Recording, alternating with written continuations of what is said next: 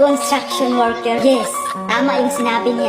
Madumi, mabaho, maitim, minsan walang ligo. Pero kumikita kami sa marangal na trabaho. Yes, tama nga kayo. Mabaho, maitim, minsan walang ligo. Eh, ang tanong, kung walang construction worker, may matutulugan ba kayo? May maganda mang paaralan at daanan at mga building at gusali? Alam nyo, sa sobrang swerte nyo, mga construction worker na nagsakripisyo, huwag mapanghusga ng tao kung ano ang kanyang trabaho.